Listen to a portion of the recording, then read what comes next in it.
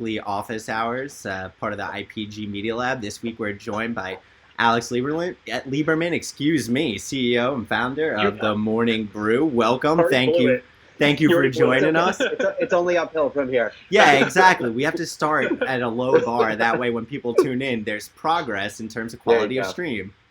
Thanks, guys. Oh, glad to be here. Well, first and foremost, I can't even see the live stream on my iPad yet, so send us questions in your chat. We'll get to them at some point. Alex, super excited to have you here on the second ever IPG Media Lab Office Hours. So just to start, how have you been? How are things going? And what's going on? I am good. I'll start with that. No, it's obviously, I feel like everyone kind of reacts in the same manner right now. So I'm going to try avoiding that, which is, like the kind of the preamble to any meeting you have, which is like, things are crazy. This is the new normal. When are we going to go back to work? And so we can make the assumption that I'm thinking about all of those things. Yeah. Right. But given all the circumstances, everything's good. Okay. Family's healthy, business is going through a really interesting time right now, but also like a really exciting time given just the engagement of our audience during a time where people are consuming and demanding trustworthy content more than ever. Right. But I would say I am learning more about my business, and I've learned more about my business in the last 4 weeks than probably in the last 4 years. That's fascinating. So I think what is like that first, I guess, like the most insightful thing that you have seen or learned in these past 4 weeks about your business? Lay on us.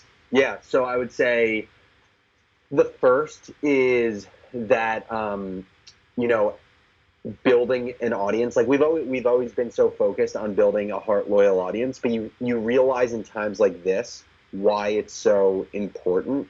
Because, there are so many media companies, there are so many businesses that claim to be audience businesses, but you really find out now if you actually have built an audience that gives a shit about you, because you start seeing how your metrics are moving relative to this entire pandemic. And so, just to speak to that, like Morning Brew, and also I don't know if everyone who's watching knows what Morning Brew is. So please dive in. Pretend like we know nothing and everyone else knows nothing. So yeah, awesome. So hi, I'm Alex Lieberman. Fantastic. Crush the intro. I did. One of the co-founders of Morning Brew. We are a New York City-based media startup that empowers the modern business leader to engage with accessible and digestible business content. We have 4 products: a daily newsletter that was the first product we ever launched back when my co-founder Austin Reef and myself were students in college. So we launched the daily newsletter in 2015 when I was a senior, Austin was a sophomore. The daily newsletter now commands over 2 million subscribers, a daily unique open rate of normally around 40%, but during COVID environment, closer to 44%, which means an increase, actually. Yeah, significant increase. And we'll get back to that in a sec. Yeah, so more than 800,000 people open the newsletter every day. It's sent out 6 days a week. And then we have a little gift for our readers that refer other people to the newsletter with a Sunday edition of Morning Brew, which is called the Light Roast. We have 3 other products, 2 other newsletters, Retail Brew and Emerging Technology Brew. And so basically the whole thesis was the daily newsletter gets you well read in all things business to have a smart conversation so you don't candidly look like a dumbass in a conversation with peers, your boss, family members around the dinner table. Then we were like, how do we further engage with our audience and allow them to go deeper in topics that they care most about and actually help them make decisions in their specific industry and profession? And so we came out with our industry newsletters, Retail Brew, which has over 100,000 subscribers, Emerging Technology Brew, which has over 160,000 subscribers, and we are going to soon be launching our 3rd vertical, Marketing Brew, which is the most important news happening in the world of marketing and advertising. And then finally, we have a podcast. It's weekly. It's called Business Casual. Our host is Kinsey Grant, and we talk about basically the things that you need to know to be the smartest person in the room, and the people that we talk to are the people who are already the smartest people in the room. And that's everyone from Mark Cuban to Barbara Corcoran to Ray Dalio to Gary Vee. We've talked to those and plenty more. Wow. So that was actually the first time I've heard the pitch for the podcast. I didn't know exactly how you guys were angling it, but like that's really good. I like that pitch. And I came up with that about 3.5 minutes ago. Yeah. Well, good. I mean, I think you should keep that. It's lab approved. Well, so that's great. Didn't you just come out with a podcast, by the way? Yeah, well, I did actually. If you want to divert that way, I thought it was an amazing idea. I saw it and I was like, this is so freaking clever. So for all our listeners that don't know or our watchers, yes, I've launched a personal podcast. It's called T's and Z's. It is a podcast where I read you the terms and service agreements that you have never read in your life to help you fall asleep at night. And they are boring. They are the most boring content I have found on the internet. And so you can download wherever you subscribe or listen to podcasts, but it's been great. So far we have Zoom out there and we've got the Facebook terms of services. So two very relevant folks to kind of like lull you to sleep at night. But it's good. I love it. That's meant to be a sleep podcast? I thought it was just enjoyable content. I've been using them like audiobooks. I almost think of it as like, the spacious of content as in like unused or improperly used stuff that can be repurposed in a way that actually people enjoy. Mm-hmm. And so I think it's brilliant. Yeah. And at the same time, if you happen to learn something along the way, it's great, kind of trying to raise all ships here. So super excited about that. Well, so I want to go back to the Brew for a second because that was a fantastic overview. Obviously, I'm a subscriber. I read the retail, or not retail, but I do Morning Brew, and then I do the Emerging Tech Brew. Ryan's fantastic. And so you were just saying that the Morning Brew has now seen an increase, which is super interesting, and I want to talk about that because what we have started to see on our end is that day parts no longer exist. And so knowing that you have like a morning newsletter, like, are you still finding that strategy effective during these times? Yeah, so the short answer is yes, and I think that's because people are still trying to stay routinized while they're living just a work-from-home life. But I think, to your point, what we've started to see is whereas like the peak of readership any given day in a normal environment would be opens peaking around 9 o'clock. Now they're peaking later in the day. They're peaking around like 10 to 10:30. So people are definitely opening later. But yeah, just that difference in people being home. I think it's a combination of people are home. They only have so many things to do. Yep. One of those things you can do is consume content. At a time when people are more fearful than ever, also more worried about their finances and the state of the economy than ever, having a trusted source to tell you what's most important about that, I think is at the top of people's priority list. And I think that's because generally human beings are short-term beings. And so when it's right in front of your face that you can be severely impacted by what's happening in the world, specifically in business, you're going to feel more of an incentive to consume content around it. Yeah, I was interested to kind of hear that's peaking around 10. It's like, it looks like we got some late sleepers. Everybody that's saying that they're online at 9 o'clock in the morning or 8 o'clock in the morning. I don't know about that. Yeah, don't believe it. Timelines have kind of been redefined now. Working from home is an all-day experience. That's literally true. When does work begin and end? I couldn't tell you, considering my office is my bedroom. So. Yeah. It's the same. And by the way, like this is why we also launched a new newsletter. And I don't know if you guys saw this. We launched something called the Essentials. And basically what it is we have changed our content strategy a fair bit during this time because people's content preferences have changed during this time. And one thing that our managing editor, Neil Fryman, got us to start doing was a daily quarantine planner. So in the bottom of our newsletter every day, we would basically plan out people's days with shit to do after work. So whether it's a workout to do, a quick recipe to put together, a long read or a video to watch, a T's and Z's to listen to, whatever, there we go. whatever it may be. And basically what we started seeing is that the number of clicks in that section every day in the newsletter was egregious. The average was like 70,000 clicks in that section in aggregate a day. And so basically it was the combination of that and the thought that our newsletter is getting really long because we just added an entire new planner to it, that why don't we make it its own thing? And also, why don't we deliver people this type of content at a time in their day when they're most likely to consume it, which is as their day is winding down around 4 or 5 o'clock. Got it. Okay. And so, so then like you're seeing like a balance of content then, right? There is like a focus on, the current news, what's happening, keep you updated, but then in a sense, as you're kind of trying to map out that new consumer journey throughout the day, you have a more focused newsletter that's on, hey, take a break, relax, unplug, unwire, maybe take a quick nap, whatever it might be. It's interesting. Like, that's good to know. What's been your favorite reco so far? What's up? What's been your favorite recommendation so far that's made the cut? That's a great question. What's been the most essential? So what I would say, there's two. One is I'm always looking for ways to be more productive. And I have been an incredible procrastinator since freshman year of college. And so I'm always looking, and I've gotten progressively better over time, but I'm never going to be the human being that can basically do focused, deep work for 7 hours straight, and I know people like that. Mm-hmm. And so I've basically tried to find things that allow me to work in a productive manner, but also basically work with the way my brain works, which is I'm more of a sprinter. Like I'm like a 100-meter dasher, not like a mile runner. Mm-hmm. And so one of the recommendations was the Pomodoro method, which is basically like these incremental blocks of time to work and then take breaks. And so that was in the essentials. And then also I've now been doing a ton of research around adult science experiments, because there were science experiments put in the essentials. And now all I want to do is there was this one experiment to build a cloud, create a cloud in a glass.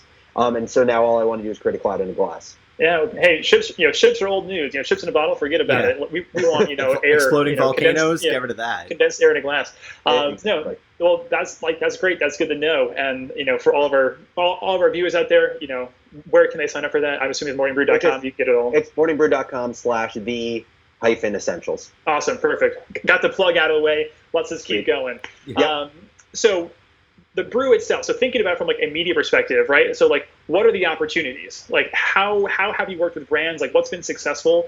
And just, are there any examples or case studies that you can kind of show us about really good examples of how you've collaborated with somebody to, make an awesome piece of content?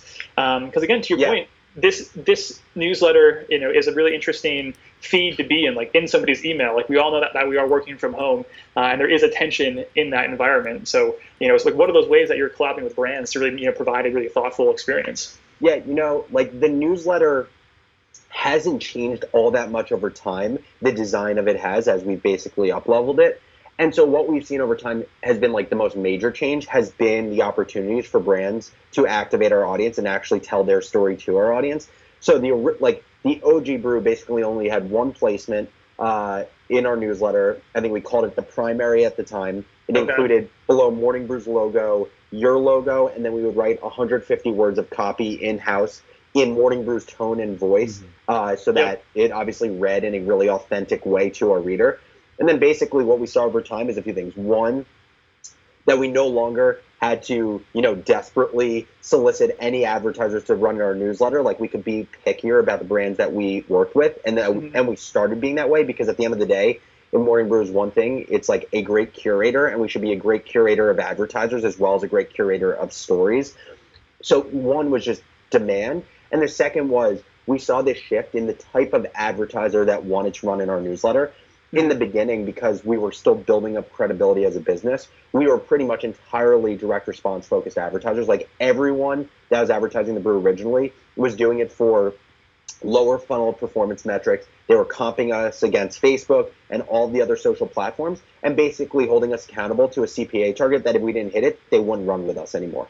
Right. And so I would say that is the type of, I will never want to be 100% dependent on that type of sale. Because at the end of the day, I don't want to be in competition with Facebook and Google. It's a hard market to be in competition with. They're really good at what they do. It's a hard game to play. And that said, we've been highly effective. And so the positive of that is we had to build a highly engaged audience very early on, because if we didn't, we simply would just churn every one of our partners, and we've actually just had an incredibly high retention rate. So that's the benefit there. But what we've seen over time is we've seen a lot of other advertisers, as we've hit more scale, as we got from probably more than 250,000 subscribers, 250 to 500 to a million to 2 million, that now the Brew is very much being thought of as more of a like mass market opportunity to get in front of a tailored audience, but not a tiny audience.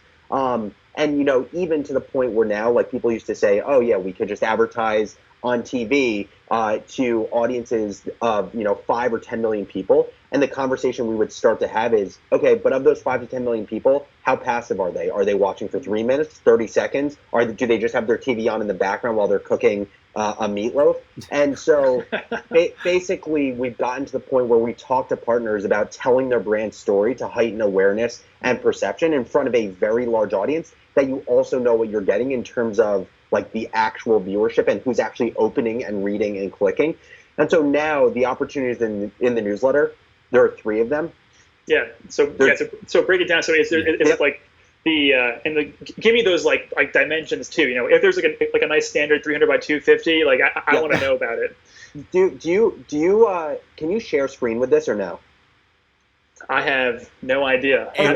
That's an audible on the. I could do it on the fly if you think it's. No. It's all good. I just saw share screen. I figured it'd be easy, but it's all good. I'll explain it. So the first is a primary sponsorship, which, as I explained, logo at the top of the newsletter, which is right behind or below Morning Brew's logo. So it's as a primary sponsor, 850,000 people opening the newsletter a day, seeing Morning Brew then associated with your brand as the first thing that they see. Then right around halfway down the newsletter, basically after the first 3 stories of the newsletter, you have 150 words of editorial that our in-house creative team is creating from scratch. And, you know, we've done these type of sponsorships for everything from Betterment to Goldman Sachs to Casper, Felix Gray, you know, 180 different partners over the last year. So that's the primary sponsorship. That sponsorship generally runs in the range of multiple tens of thousands of dollars. Right. What I will say is this has been a really cool opportunity for brands that are testing newsletter to get in at a lower price, because we have discounted some of our upcoming placements simply as certain advertisers have gotten more defensive or gone on marketing budget freezes, that there's actually been opportunity to allow people to get in at a lower dollar price. And so to get in for a primary sponsorship is, you know, let's just say anywhere between $20,000 and $30,000. Right. Okay. Then we have a secondary sponsorship, and what that is basically after the last of the business news stories in the newsletter. It is 50 words of editorial. It is basically the same sort of storytelling as the 150 words. It's just a little bit more compact. It's its own story card. So something that I didn't share before is the way Morning Brew is formatted as a newsletter is kind of like these cards, like almost look like app cards. And so each sponsorship has its own card. The secondary sponsorship says sponsored by in a blue tag, followed by the 50 words of editorial with a call to action and a link out. And that will run in, let's call it the $10,000 to $20,000 range. And then the final sponsorship, which is the lowest down in the newsletter, but what I would say is it actually has some of the most like intent-driven clicks, because if you think about the readers that are getting to the bottom of the newsletter, they're going to be the ones that are the most loyal Morning Brew subscribers.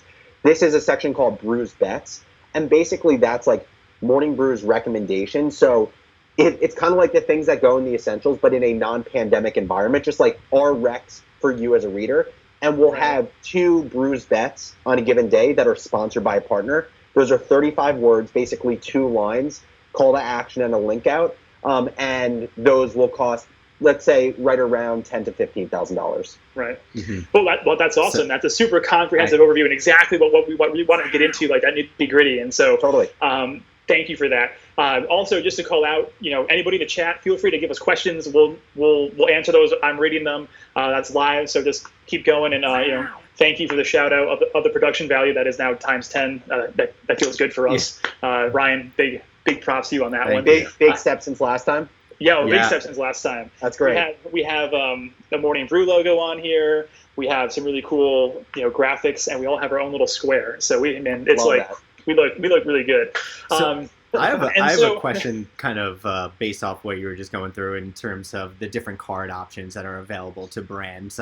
Are those written in the same tone as the Morning Brew? Because, I mean, as a loyal reader, that's something that's always drew me to your guys' content specifically. How did you guys come up with your voice, and who kind of shapes and creates and injects the levity? Yeah, for sure. So the short answer is yes, it's written in our voice. The longer answer is it's not written in our voice by our writers of our stories. We have a creative team that basically has been trained in our tone.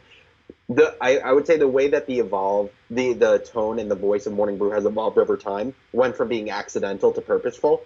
So when Morning Brew was first being written, I was the writer. I was not a good writer. I wasn't a professionally trained writer, so I wrote like I spoke, and that meant there were like incorrect sentences. There were colloquialisms. I basically would write like I'm chatting with you guys right now, and the way it evolved over time is Neil Fryman, who I was talking about before, our managing editor, he is a trained writer who has this perfect marriage of like depth of knowledge about the business world and deep intellectual curiosity, but also great technical writing chops and a wit and conversational tone about him.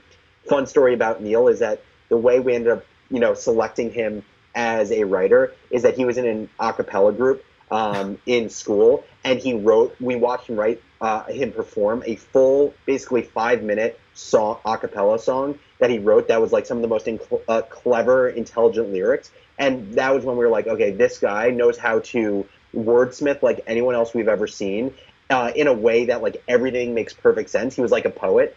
And is that live anywhere? Can we see that? Like, because that would be fantastic. Because like if that's how all interviews going forward for the Morning Brew happen, like I need to be a part of this in some way, shape, or form as like a spectator or something. I will get clearance from Neil so he's not permanently embarrassed for the rest of his life. I will send you the link. But basically, the way we've always thought about the voice is Morning Brew is your smart and sociable friend who's really passionate about the topics happening in the business world. And so they dive really deep down the rabbit hole to learn about them. And when they explain them to you, they don't do it in a condescending way. They do so in a way of like passion and deep interest. And so you get equally as passionate just kind of through osmosis. And so we built out this very specific character who has very specific habits. And we basically have a full style guide of different scenarios that evoke the Morning Brew tone or don't evoke the Morning Brew tone. And so we write our ad copy in this manner for all of the different placements that I was talking about. That is so important to us. And that's kind of like one of the things, the bigger challenges as a business over time is as we grow our editorial team, as we grow our sponsorship offerings, as we also start going into things like branded content, which we've done, the need to have a very consistent tone is everything. But you just think about every new person you add to the team makes it just a little bit more complex. And if any person on the team isn't trained the right way in the tone and then they end up training people after them, it has a trickle-down effect. And so that's so important to us. Yeah, no, I mean, I've literally been there before. There's a very fun media tool for TV buying called Mbox. I don't know if anybody else has bought TV ads. It's like from like the 90s. It's a fantastic tool. It's very old. But pretty much I was mistrained at one point, and I was putting impressions in like the wrong box. So instead of impressions, I was putting them in an implementation fee box for literally a year. And then at the very end of the year, when we were reconciling things, someone was like, "Who's making these incremental costs for like $30,000?" I was like, "That's where the impressions go." And nobody ever corrected me or anything.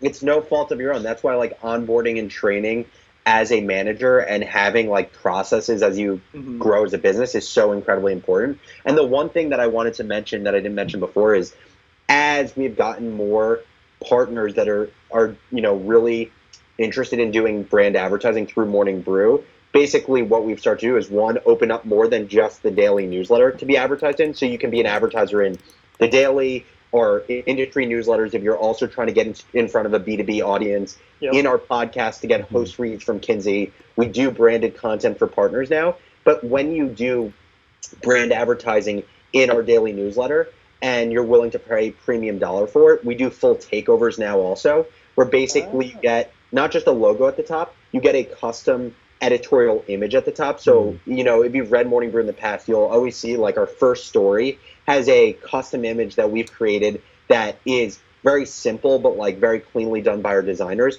We have now basically kind of done like the native advertising version of those, where a partner will get a custom editorial image, and then they'll get the 150 words of editorial written about them, as well as a secondary ad written about them. So they have 100% share of voice with those three assets.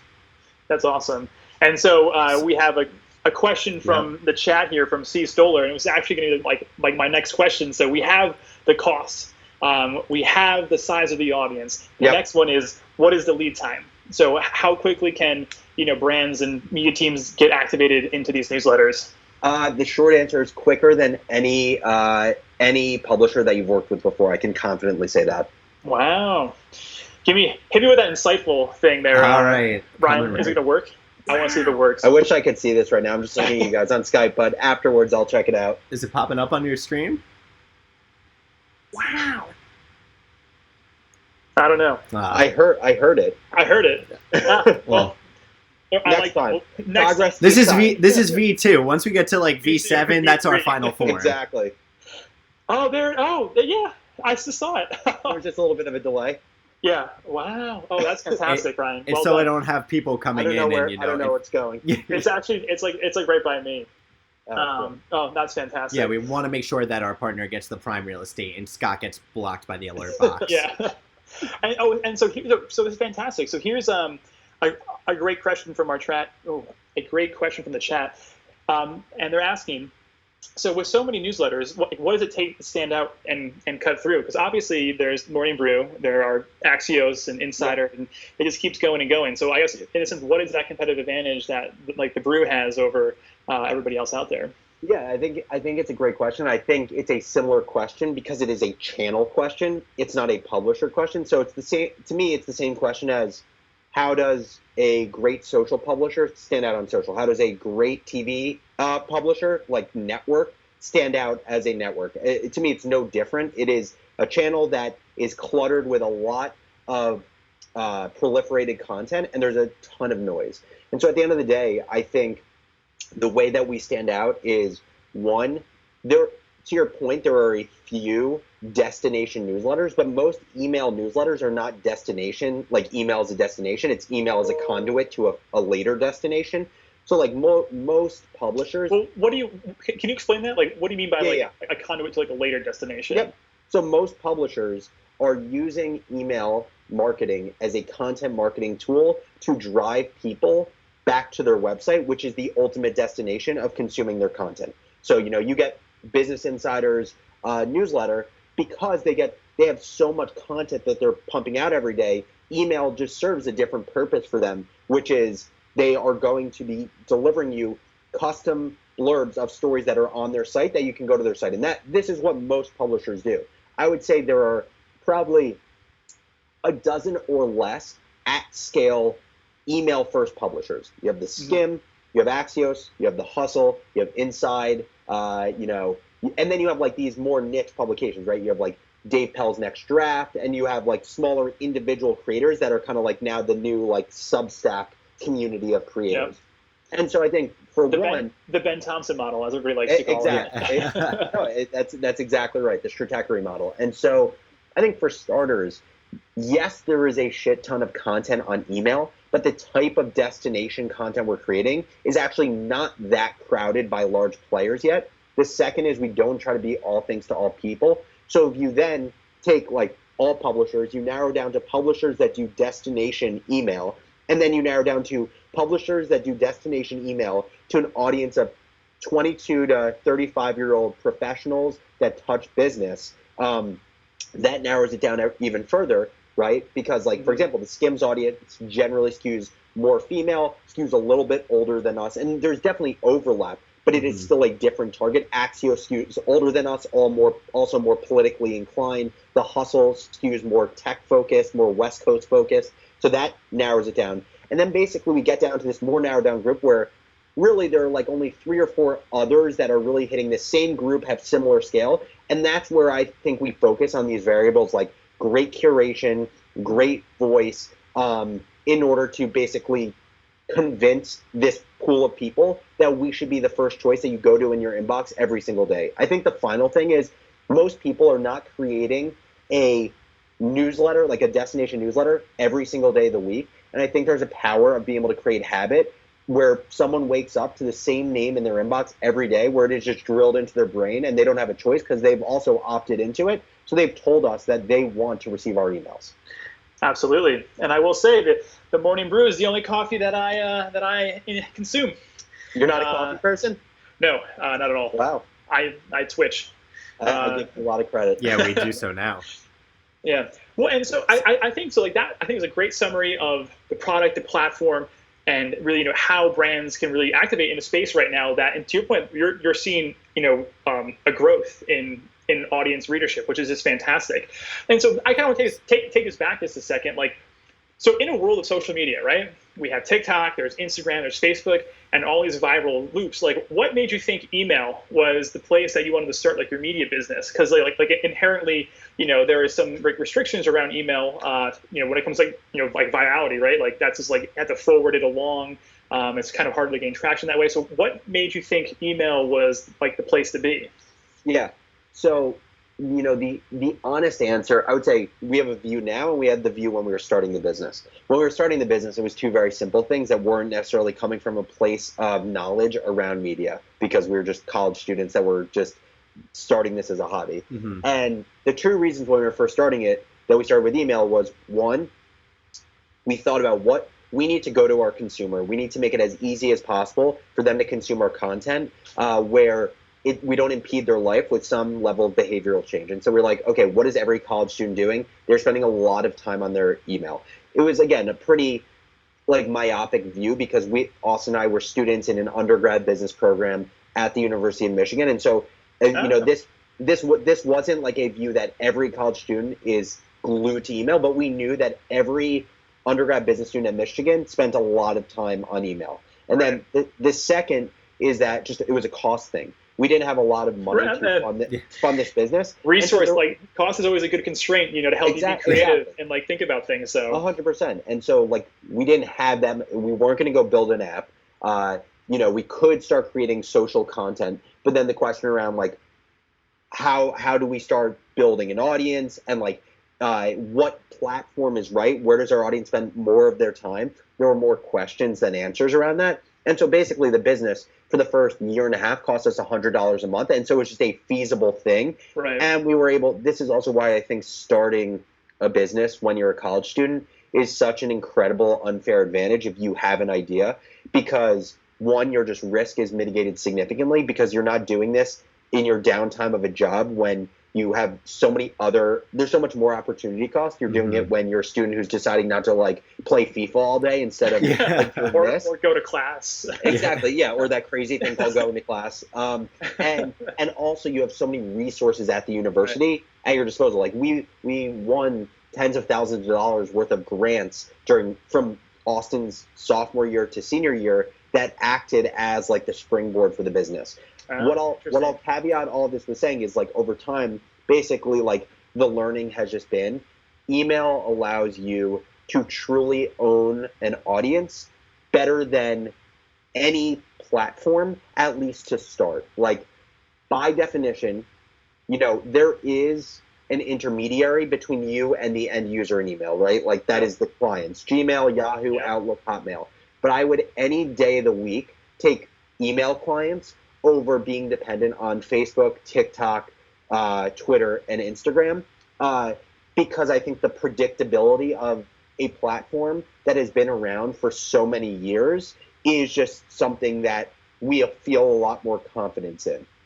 And makes sense. And so, I mean, you've seen so many publishers burned by Facebook and Instagram and just different platforms as they changed their algorithm, and content was created with an algorithm first mindset.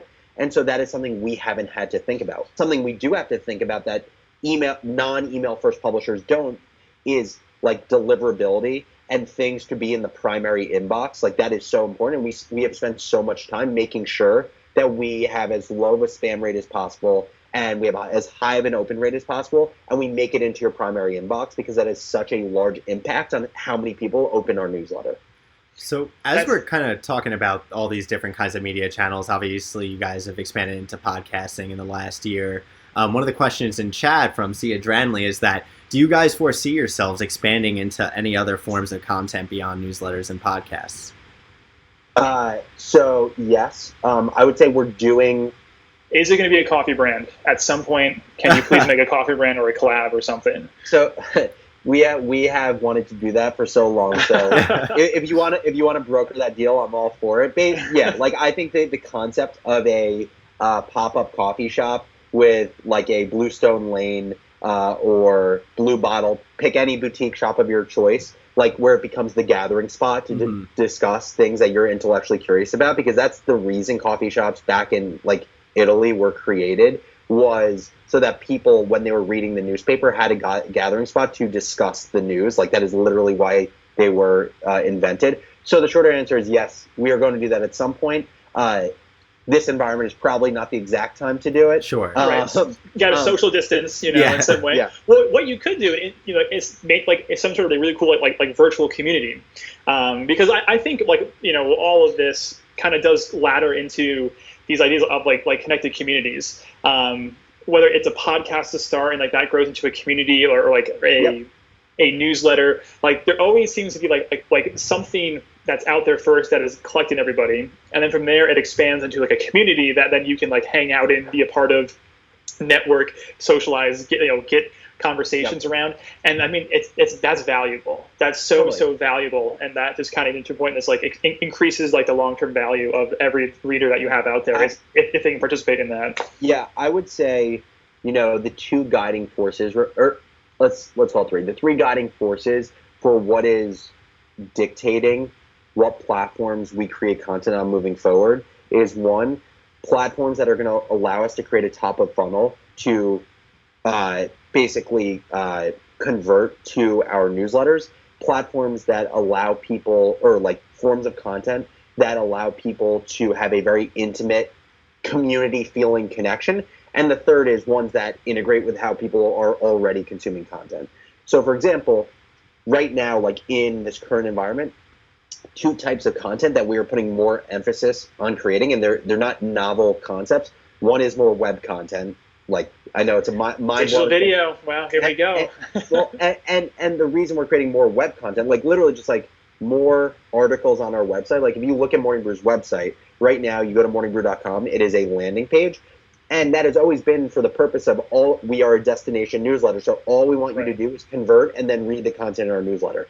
But now over time, the goal has become, how do we basically take these links in our newsletter, right? Like we have these links going out to other publications. And in a lot of cases, we need to do that, right? Because we are not a primary source. We are going to cite the people who are the original creators of this story. Right. But in a lot of places, especially in the bottom half of the newsletter, where it's more of like our recommendations or long reads, we're basically saying to ourselves, why are we leading people off our highway versus keeping them on it with links that drive to our own stuff? Like keep people in ecosystem as long as possible and use our newsletter as the best basically PR engine for our business. And so the best example of that is we created a work from home guide like 3 weeks ago at this point. Basically this just like... It's been that long? Yeah. I believe that. Basically this like amalgamation of the best recommendations to be like a parent while working home, productive, not being an idiot when using Zoom for the first time, wellness, like all these things. And we very much took like a scrappy approach to it, but also used the newsletter as the best driver of virality. So it was like, it started as a Google Doc. Like we literally just created this thing in a Google Doc, put it in our newsletter. Google Docs broke. Like it literally, you couldn't go to it anymore. Then we put it on a web page. Put it on a web page, got a ton of traffic, and it was getting a ton of social shares and people telling each other about it. Then we added a little bit of like, like in the trenches, like guerrilla warfare-esque marketing to it, where we basically reached out to everyone who was mentioned in the guide, reached out to some other creators of content, got them to mention it. After like basically a week of doing that had 275,000 page views, and that was literally just from doing it in the newsletter and using that as the driver of marketing. And so that's how we're thinking about things moving forward, is how can we create content that our audience wants that will allow us to drive more organic free subscribers, and that our audience like actually integrates with the platform so they don't have to have some crazy new behavior. Right. Wow. And I mean, that's just like an inside look. I mean, it's funny when you say it's like, oh, we've reached out to people that we mentioned. It's like, and they respond back. It's like, yeah, I guess so, right? It's like if you're giving them promotion, because I think, sometimes like you think about kind of growing that social virality. It's like, people might get, hesitant, or it's like, oh, like they put up their own barriers. So it's kind of fascinating just to see how responsive people are, when you kind of want to feature them or whatever it might be. To that point, I think one of the things is like it's kind of like a masterclass in sales. Like I still believe to this day, sales is the most important skill for any professional. I haven't been convinced otherwise, because I think no matter what your idea is, you need to be able to storytell and sell your idea. And so I think this is very much like a masterclass in it. You have to be relentless. You have to be fearless. You have to be okay with people saying no. And as long as you're doing something in a way that you think it's adding value to someone, which someone who's mentioned a work from home guide to 2 million readers and is getting 275,000 page views, I believe you have earned the right to ask someone for the permission to post about it. Right. And so I think that's the mentality. Right. No, that's a good mentality. And so going back to the chat here, got another question. And this one talks about seasonality. So have you seen any seasonality when it comes to newsletter? Like, does it peak in the winter, lower in the summer? Is it just more consistent across like all, types of the year? Like what's that like? I would say in general, or in a non-COVID environment, our open rate is generally around like 40 or 41%, which, just for context, like the average daily newsletter sits somewhere between 20 and 25% a unique open rate.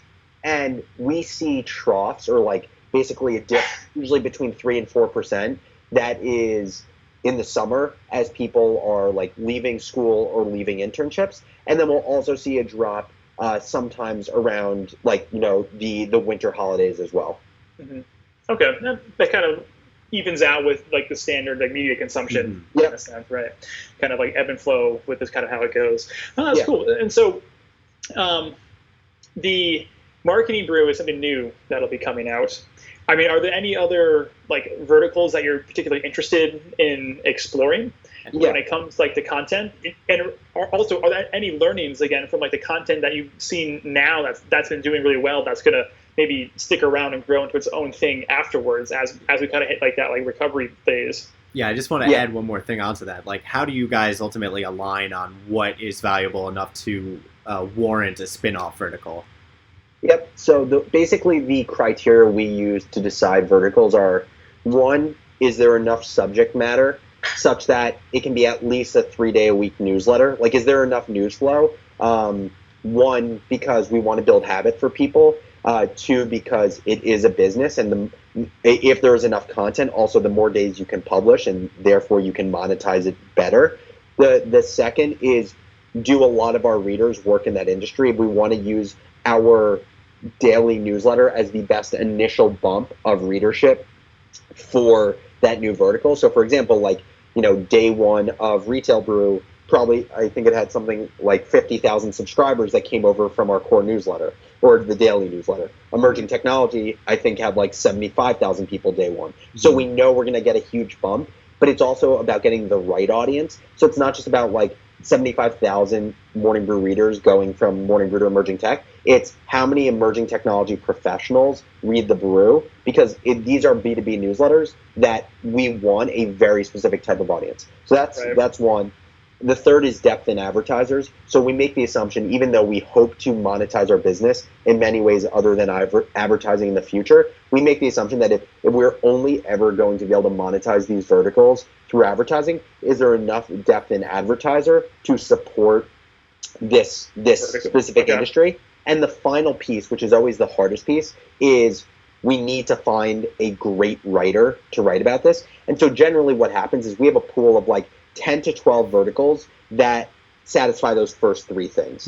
And those span from, like real estate and healthcare to like, sales, product management, and HR. And then the final piece of deciding what we're going into next is basically, can we find a writer who has deep knowledge in that industry, yet can write in a witty and conversational way? And that is basically looking for a unicorn. We are looking for a unicorn every time we launch a new vertical, which is why we can't be picky always about the vertical we're launching, as long as it's in that pool of 10 to 12, because it takes so long to find like the right writer. And how deep is your guys' roster in terms of writers? How large is it, do you say? We are around 12 people. Oh, okay.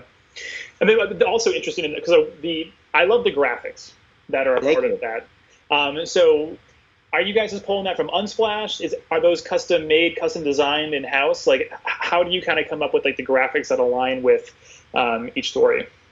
So that is, we have two designers in-house who do an incredible job. And I would say like our aesthetic that we try to go for is, the way we always describe it is like, it's minimalistic, and it always has this intersection of like the real and the surreal. Like, it's a very simple image, but if you look at them, it's something that you wouldn't see in real life. And so I'll give you an example. Like for Business Casual, last week we spoke to Ian Bremmer, who runs Eurasia Group, really prolific geopolitical thinker. And the image was like an ice cream cone that was melting and dripping, and the ice cream was basically an American flag. Like, it was red, white, and blue, with like the stars were like the little sprinkles of ice that go on. Oh, interesting. See, that's clever. It's like it's new small age details, political you know? cartoon. Like the small details are the things that I get super excited about. Yeah. So we stay simple. I also love design, so I love it. Yeah, we stay simple. We focus on the small details, and also there's great coordination between our designers and the editorial team. So basically, like, the editorial team will be writing a story, and then they will basically have a brainstorm with the designer on a concept they're thinking of, and it'll be an iterative process every day. Yeah, and just again to comment on design, like I said, so back here is the Pantone color of the year 2019. So again, huge fan of design, especially like the different color palettes. Yeah, I love color palettes too, man. Yeah, I'm colorblind.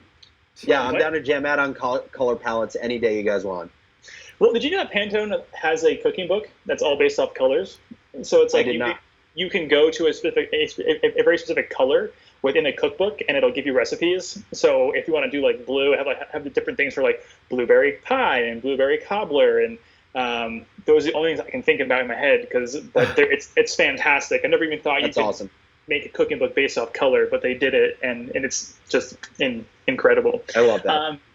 So what have you just been doing, outside of running the business? Like, what other, I guess, trends or interesting things have you been seeing in the market as all this is going on? Like, has there been anything like that's been catching your eye? And it can be anything from, super business media focused trends to just like really interesting content trends, or, just how you've been thinking about, prioritizing like what you're watching on Netflix. Like, I'm just interested in kind of hearing how is Alex tackling, the situation that is out there right now? Yeah. I would say that the things that I've been most interested in, the first is education. I think online education, there's been just a lot of conversation around it, given what's happening in education right now, but in a way that I think it is speeding up a trend of the proliferation of online education. And demise is too negative of a word, but like the gradual decline of certain traditional educational programs and institutions, I think that has been expedited, or at least the conversation has been expedited over these recent weeks. And then the second one is just, watching the launch of Quibi, having should we talk about it? It happened on Monday. And having thoughts on just from a pure content perspective. And so those have been both particularly interesting to me. Okay. Well, then let's just get into it quickly. Quibi. Yeah. Did you download? Are you a fan? Yeah. What content have you watched on it so far? Yeah, so I downloaded it. I've watched the Reese Witherspoon documentary with the two Cheetah sisters. I thought that was very cool. I watched the LeBron James documentary about the school that he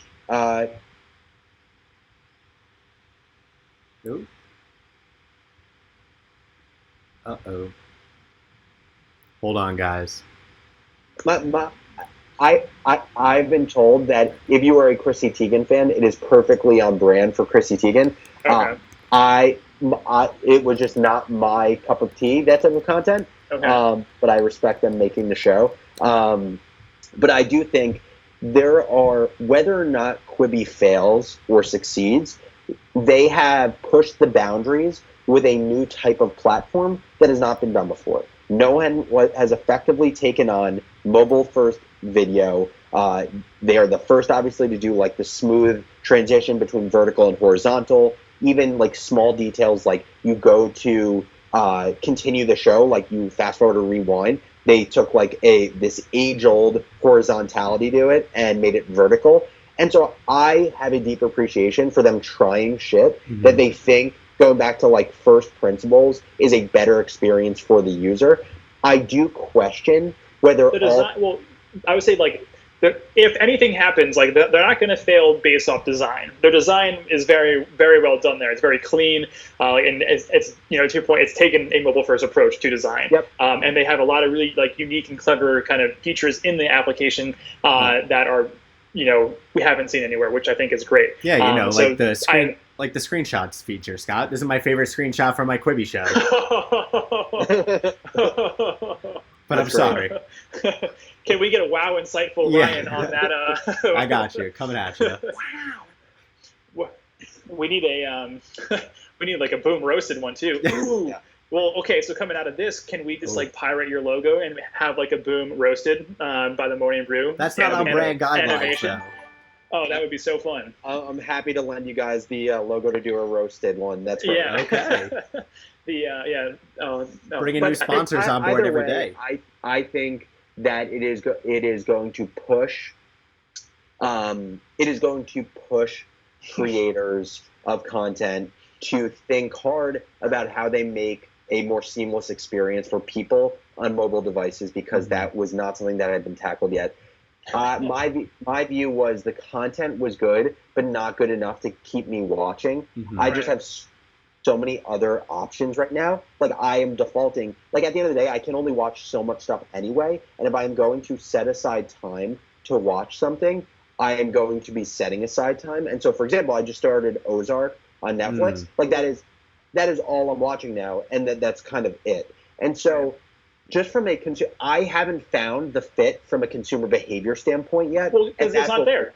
It was designed for like on the go, and so our Chad in the chat here was just saying that without commuting, without on the go, type of experiences. So like getting your coffee or just like walking down the street, that's what it was designed for. So they're really trying to figure out, it's like, well, can they still have good value in a time when they're competing with the big players right now, because that use case that they designed for is not here currently. Yeah.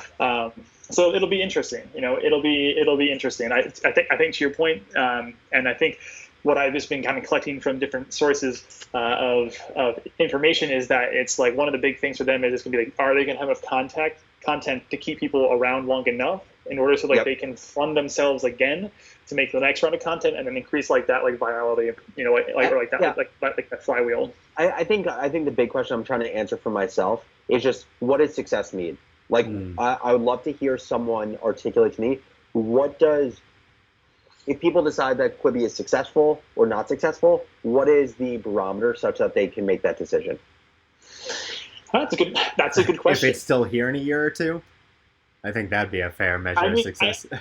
Yeah, that's true. I mean, I think you have to define it by two things. Like one, like the physical business of it, right? Like, can they make a successful business? And then two is, did they do anything to kind of change consumer behavior? Like, I think there are two avenues of success, because they can either have business success and maybe change user behavior, or they could fail completely, but they were such a force in how people were consuming content that they fundamentally changed how we expect to view content. And then that, I think, in a sense, would also be success, as they were the company that forced and pushed people to innovate, to design mobile first. But from business sense, maybe not. So I think there are two avenues to it. Just ideally, they would want them to be together, both business and kind of user behavior success. I think the lab reco is if you got 10 minutes to watch a Quibi show or read the Morning Brew newsletter, I mean, it's kind of a no-brainer, right? Yeah, exactly. Another example of roasted. Yeah. That's great. Well, I'm going to take a quick look in the chat here, see what else we got here. They're talking about Go 90. Yeah, and that they're saying Alex that it was a total slap in the face to Go 90, as nobody ever truly designed something. That was launched by Verizon, right? Yeah, that was launched by Verizon. When like the whole idea was like to have your phone and Go 90. Yeah, but hey, they did it very efficiently relative to Quibi. It looks like they only spent $1.2 billion on doing it. Yeah. Well, only time will tell. Well, I mean, we have about like 4 minutes left on the stream. So, Alex, what are you doing this weekend? Any recommendations on things that we should be checking out? Yeah. So, to the stream, like, what do you think? What are your thoughts so far? No, I think you guys did a great job. I think the mustache is a great addition to the show. Yeah. I think I got props that I can put on too if needed. Wow, that's amazing. Yeah. No, seriously, you guys are really upping the level right now. I love the mix of the wood background as well as the Pantone background, and I'm a huge fan of props. If possible, like you have the Arsenal pillow in the back, it's a great conversation starter. So I definitely encourage the props from you guys. Thank you. But no, it's been a ton of fun. I'm down to riff about media marketing with whoever has been watching this whenever. Just shoot me an email, which is alex@morningbrew.com. And what am I going to spend my time doing? Probably going to be doing some work, spending time with my girlfriend and her family. Going to spend some time learning piano. I've been trying to learn. All right, you're doing too much, man. I've got a virtuoso over here. You're doing too much. One or two things is enough. You don't have to flex on us, all right? You asked the question. That's true. Yeah. I'm just looking to play piano. That's it. Yeah. No, well, that's great. And I do want to wrap up the conversation, a quick summary. So Alex, CEO, Morning Brew, can we quickly go through, a cost to activate, the size of the audience, and then lead time for an activation for all of our, UM and other marketers out there that are looking to find these new media channels that they can activate during these times. So if you just give us a quick 1, 2, 3 of that, I think that'd be a great way to end the show here. Yeah. So if you want to get in front of Morning Brew's audience, you can do it in one of 4 ways: daily newsletter, retail brew, emerging tech brew, and business casual or weekly podcast. Depending on which asset you want to activate, it can cost anywhere from a few $1,000s to tens of thousands of dollars. We write all of our ad copy in-house in Morning Brew's voice, so it has the most authentic positioning in front of our audience. Morning Brew's daily newsletter has the largest audience of the 2 million subscribers, 43% daily unique open rate, 850,000 people opening it every day. And if you decide that you want to do a newsletter takeover, we give partners the ability as well with custom images, and we even do branded content now, which we've done with partners ranging from Betterment to Motley Fool. Awesome. Fantastic. And I think I'll leave us on this one note here, a comment. I think it's my favorite one so far. It says, Quibi is a feature of Netflix or Hulu. In the future, it's called chapter markers. Well, with that is amazing. With that mic drop. Yeah, well. With that mic drop, yeah. And definitely a wow insightful. Alex, thank you so much for swinging by. I'm so happy to have you on this week. Ideally, we'll put you in touch with anybody that kind of comes our way. Enjoy your weekend. And as always, we'll be back next week, 2 o'clock, 3 o'clock Eastern Time, Friday, for another great conversation about media, marketing, advertising, and who knows what else we'll get into. So thank you, everybody. Tell your friends. Talk soon. Yeah, tell your friends. Share. Thanks, guys.